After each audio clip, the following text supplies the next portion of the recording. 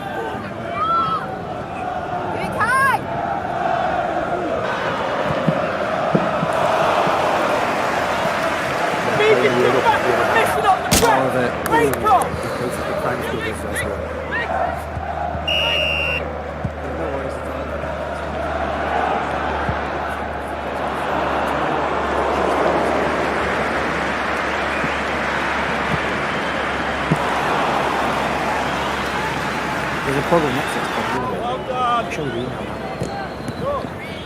Who could you have to clear it? Just through, pal. Don't be good, well done.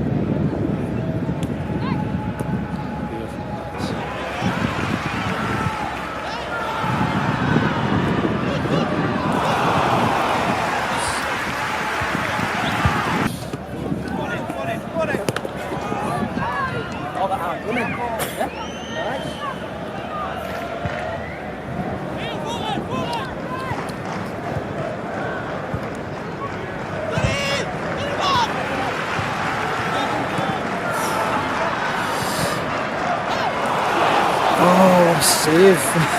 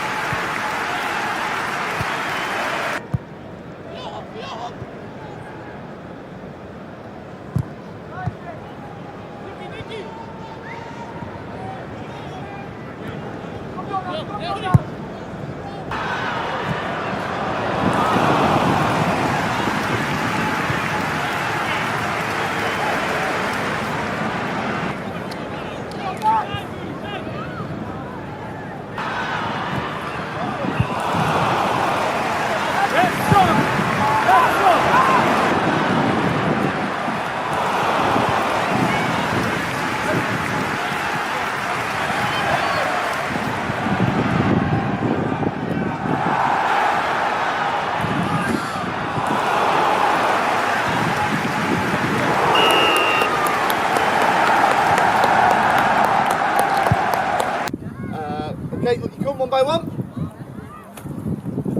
Well done, boys. Yeah.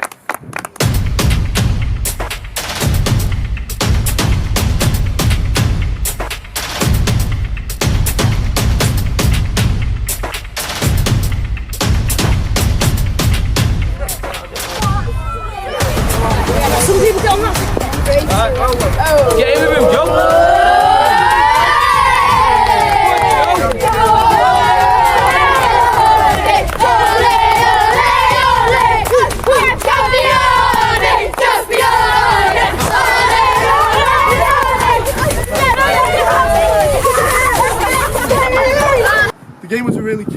there. It was very, very close. In the first half, I think the 11s were maybe slightly better organised.